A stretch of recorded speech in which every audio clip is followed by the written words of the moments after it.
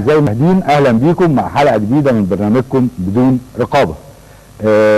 قبل ما نبدأ حلقة اليوم بستأذن الأول السادة المشاهدين إن احنا مش هنقدر نتجاوب مع كل الشكاوى اللي بتوصل لنا. المفترض إن احنا منتظرين من حضراتكم وجهات نظركم مش شكاويكم، باعتبار دور البرنامج ما هواش دور خدمي، يعني مش بيقدم خدمات، انما هو دور اعلامي وتثقيفي وفكري الخ.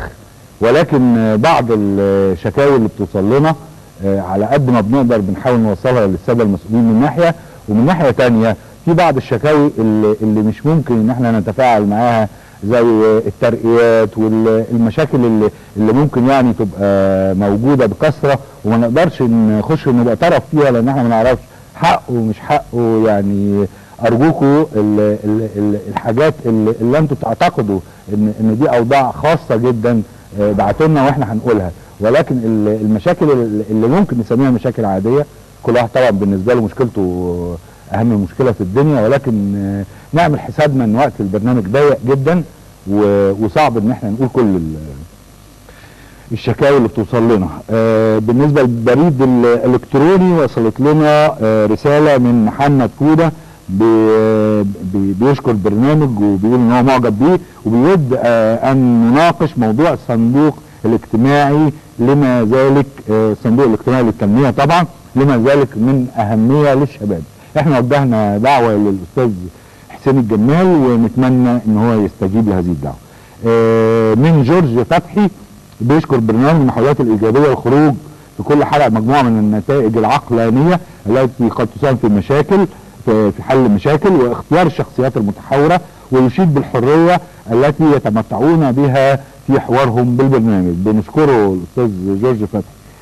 من ميرفت نخله بتطلب من البرنامج ان يعطي الفرصه للمشاهدين للمشاركه في الحوارات الهامه مع ضيوف البرنامج والمداخله بالتليفون اثناء الاذاعه، وذلك لاهميه الموضوعات التي يتناولها البرنامج. اخت ميرفت، البرنامج مش على الهوا وبنتمنى ان شاء الله يبقى على الهوا ونقدر ناخد ارائكم بشكل مباشر على الهوا. من حسام كمال بيرجو فيه ان يعلن البرنامج عن موضوع الحلقه التي سوف يتناولها في المرات القادمه حتى يستطيع المشاهدون ان يشاركوا فيه قبل اذاعته. طبعا هو اقتراح وجيه، ولكن للاسف احنا كبرنامج اخباري بيهمنا مواكبه الاحداث والاخبار، وبالتالي ما نقدرش نحط جدول مسبق لحلقات القادمه لان احنا عايزين نبقى مواكبين لهذه الاحداث. في فاكس جالنا من صبري منصور ابو زيد مجاور من كفر الشيخ الرياض منشيه المصري، بيقول ان بعد وفاه والده بيقول 10 من اخواته بعد ان توفى والده وتخرج منذ 17 سنه ولم يعمل حتى الان، لم يتم تعيينه حتى الان، ولما راح البنك عشان ياخد قرض قالوا له ان هم عايزين ضمانات وحاجات زي كده. طبعا الراجل فقير مش ممكن يعني يبقى رايح ياخد قرض لانه تعبان، يعني ظروف تعبانه، ويبقى عنده ممتلكات يقدر يضمن بيها القرض. بنتوجه بالحاله دي للاستاذ حسين الجمال وبنتمنى ان هو يستجيب لها. في فاكس من السيده هدى حمدي عن موضوع استخراج جوازات سفر الزوجه اللي تناولته البرنامج في حلقه سابقه، بتقترح ان اي زوجه تعدت سن ال50 سنه وليس لها اولاد قصر انها تمارس حقها في انها تطلع الباسبور وتسافر. فاكس من شباب سكان مشروع مبارك لاسكان الشباب بمدينه دمياط الجديده، هم 49 شاب بيبعتوا لنا توقعاتهم، بيقولوا ان هم بعد ما حجزوا الشقق ودفعوا الاقساط الا ان رجعوا بعد كده قالوا لهم انتم ما تستحقوش هذه الوحدات وبداوا يسحبوها منهم تاني. دول شباب اسكان مشروع مبارك لاسكان الشباب بمدينه دمياط الجديده.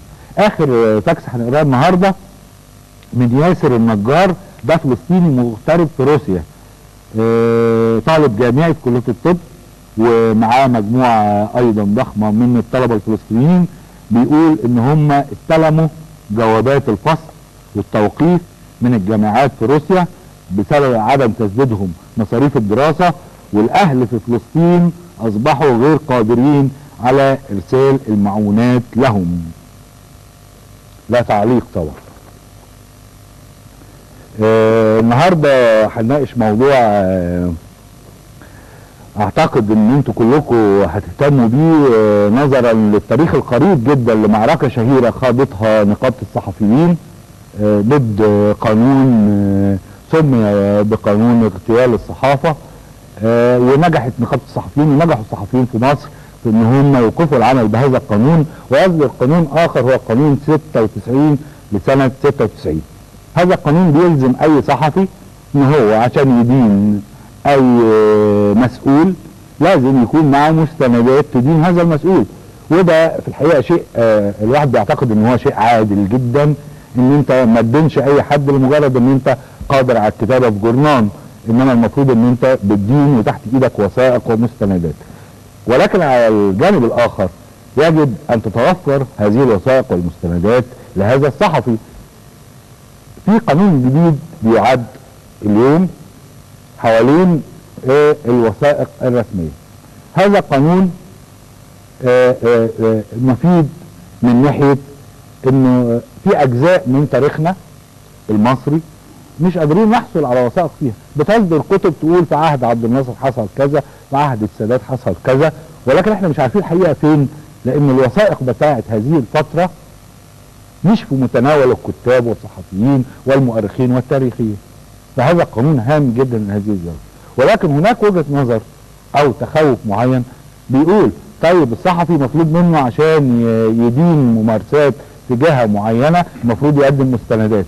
طب القانون الجديد ده بيقول اللي هيحصل على هذه المستندات اللي سرية او سرية جدا هيتحبس 5 سنين. يعني وفقا لوجهة النظر دي بتقول ان الصحفي هيتحبس. الصحفي لو ما قدمش مستندات في التهم اللي بيوجهها لبعض المسؤولين هيتحبس، ولو جاء يحصل على هذه المستندات عشان يثبت صحة اقواله ايضا هيتحبس. حوالين هذا الموضوع يسعدنا ويشرفنا ان يكون معنا اليوم الاستاذ سمير غريب، الكاتب والمفكر ورئيس مجلس ادارة دار الكتب والوثائق القومية. كما يشرفنا ايضا الكاتب الكبير الاستاذ صلاح عيسى رئيس تحرير جريدة القاهرة. كما يشرفنا ايضا الاستاذ المستشار محمد سعيد الجمل رئيس محكمة الاستئناف السابق وعضو الهيئة العليا للوفد. الكاتب الاستاذ الصحفي مجدي مهنا مدير تحرير صحيفة الوفد. اهلا بيكم ومشرفينا. استاذ سمير، في البداية قبل ما نخش حوالين الخلاف ووجهات النظر حوالين هذا الموضوع بنرجوك تقديم يعني فكرة موجزة ومكثفة حوالين مشروع قانون اللي قدمته دار الوفد. أشكرك أستاذ سعيد. أولا بشكر برنامج بدون رقابة على إتاحة الفرصة لمناقشة هذا المشروع الهام، و يعني أرجو أن هذا المشروع ياخد حقه في وسائل الإعلام لتوضيح الصورة من جميع جوانبها وليس من جانب واحد. الحاجة الثانية، اسمح لي يا أستاذ سعيد أن أنا أحتج عليك، لأنك بدأت كلامك بذكر قانون الصحافة اللي كانت عليه مشكلة، وربطت بينه وبين مشروع قانون الوثائق اللي احنا بنتكلم عنه النهاردة. هي دي أول غلطة حصلت في المعركة أو محاولة المعركة اللي تمت حوالين هذا المشروع، مشروع قانون الوثائق، اللي هو الربط بينه وبين الصحفيين وبين قانون الصحافة. قانون الصحافة حاجة اللي طلع واللي حصلت عليه مشكلة واللي قال عليه قانون مشبوه، وبعدين كرروا تاني في القانون بتاع الوثائق نفس التعبير قانون مشبوه. وفالحقيقة هذا خلط يسيء إلى قضية قومية يجب ان احنا كلنا